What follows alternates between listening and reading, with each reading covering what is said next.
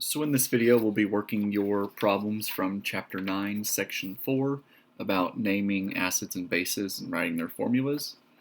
So our first question is number 37. It says, name the following compounds as acids. So to name an acid, which will always begin with hydrogen, that's how you know it'll be an acid, you have to look at the anion. The anion is a negatively charged part, so that's whatever else is attached to the hydrogen. So here we have fluorine, which when it's in a compound, remember, is really called fluoride. Okay, so according to our rules, we're going to change this ending of fluoride to fluoric. We'll change ide to ic. Since it ended with ide, we'll add the prefix hydro out front, so hydrofluoric, and then we'll add the word acid to it. So HF is hydrofluoric acid. On the next one, again we have hydrogen, so we know it's an acid, HNO3. If you look at your polyatomic ion sheet, you'll see that NO3 is nitrate. Okay, so it ends in 8. So in this one, we will change the ending to ic. And my little trick for remembering that is you ate something icky. So we'll change 8 to ic, nitric. We will not add hydro this time because you will only add hydro if it ends with ide, I-D-E. So nitric, add the word acid, and you've got it. Okay, so H2SO3, it doesn't matter that there's two H's, that's irrelevant to this. SO3, if you look on your polyatomic ion sheet, is sulfite. And our rules say that if it ends in ite, you will change it to us, O-U-S. Now, sulfur's kind of weird. Rather than being sulfus acid, this one's name is actually sulfurous acid. Sulfur sometimes, when you name the acids, keeps its whole name instead of just sulf. So sulfurous and tack on acid. Okay, number 38. Write formulas for the following acids. So instead of being given the formula and going to the name, we're going from the name to the formula. So we just got to look at our ending here. Perchloric acid. Remember, you ate something icky.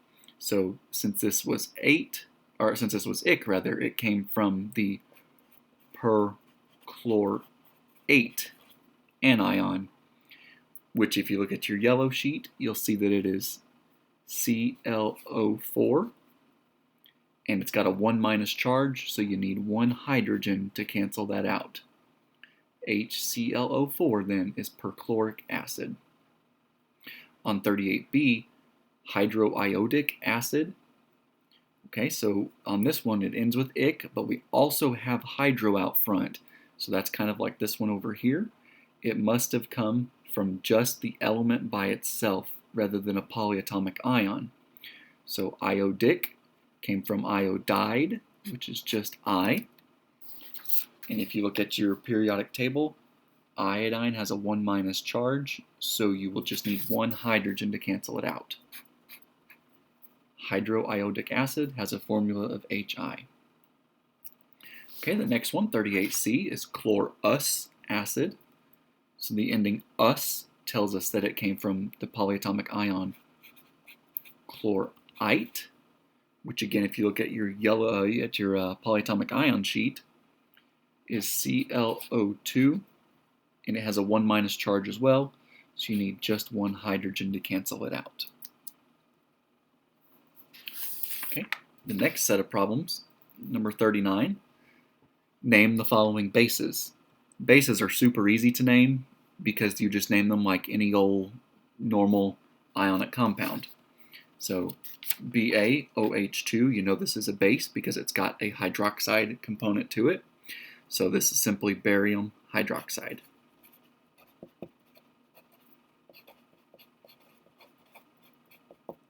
Naming bases is easy, just call it like you see it. On the next one, calcium hydroxide.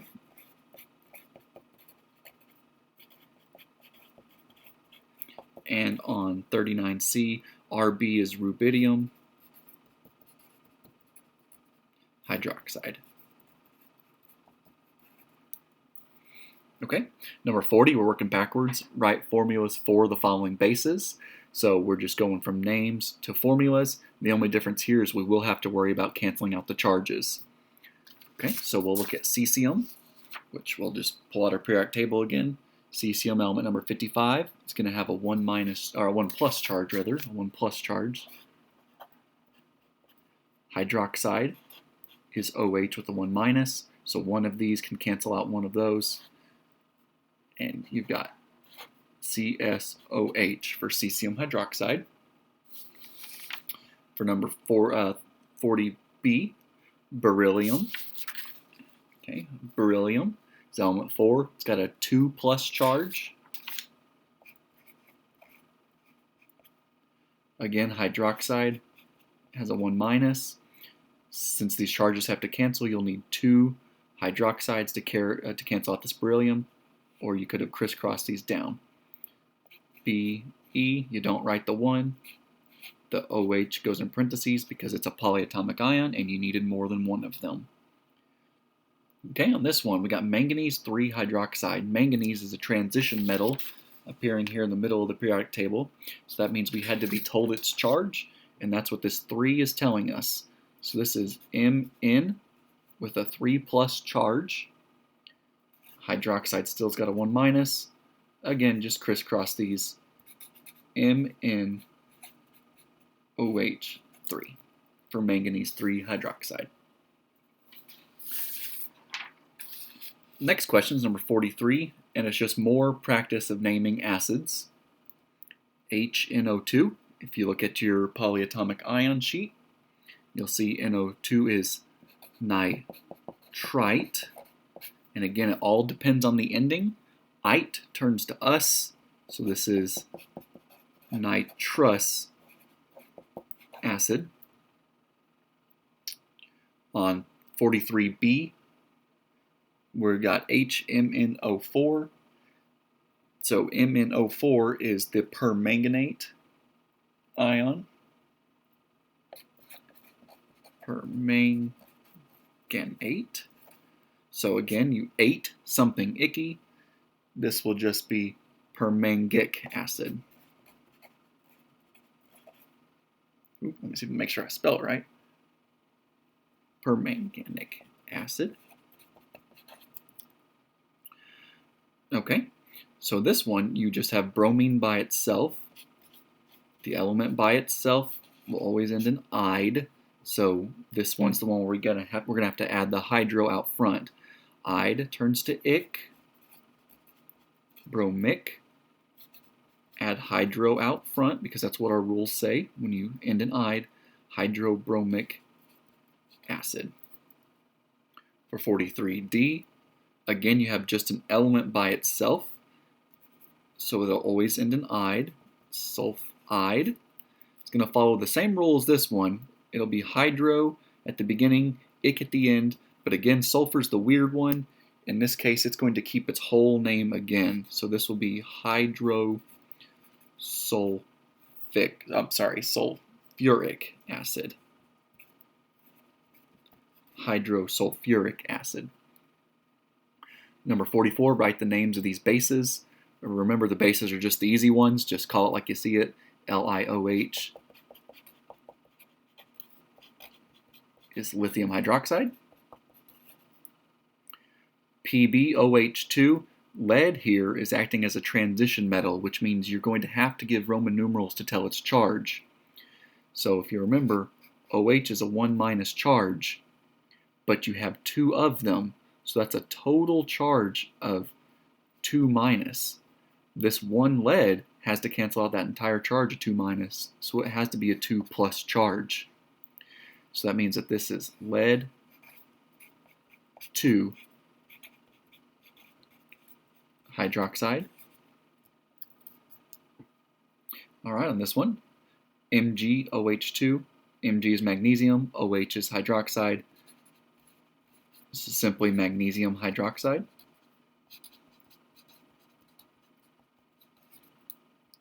And same for letter D, AlOH3. Al is aluminum, so this is simply aluminum hydroxide.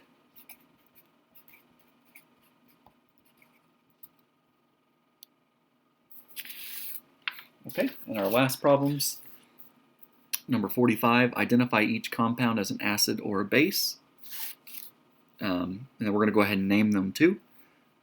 NH4OH, we know it's a base because it has the OH in it. And if you look at your polyatomic ion sheet, you'll see NH4 is ammonium.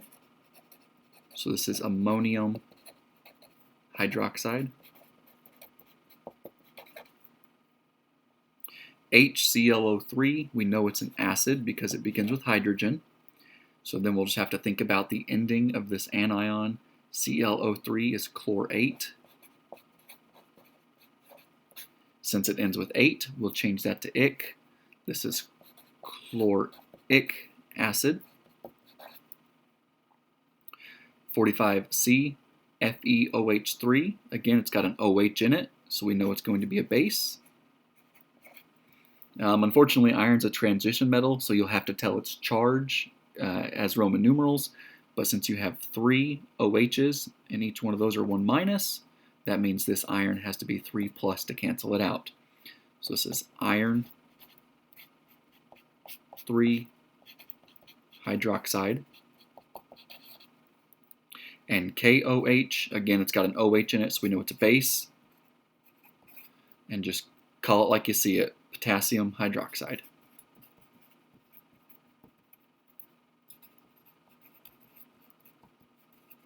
And last one, number 46, write the formulas for these ionic compounds. Carbonic acid, so it ends with ic, and it does not have a hydro out front, so it must have came from an anion that ended with 8. This must have come from carbon 8, which is CO3 with a 2 minus charge. So then, since it's a 2 minus charge, you actually need 2 hydrogens to cancel that out. H2CO3. And we knew it should have started with H because it's an acid.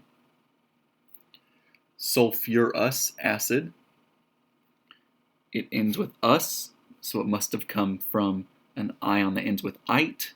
This actually came from sulfite, which is SO3 with a 2 minus charge. Again, since it's got a 2 minus charge, you'll need 2 hydrogens to cancel that out. H2SO3. C is iron 3, which means your iron has a 3 plus charge. Hydroxide's got a 1 minus. And funny enough, that's exactly the same as this one over here. Clearly, whoever wrote this problem in your textbook wasn't paying close attention. But anyway, just crisscross these. FeOH3. And the last problem is zinc. Now, zinc's a transition metal, but it's one of the exceptions. It only can make a 2 plus charge, so we know that's going to be zinc's charge. And we know hydroxide's a 1 minus. So again, crisscross ZnOH2.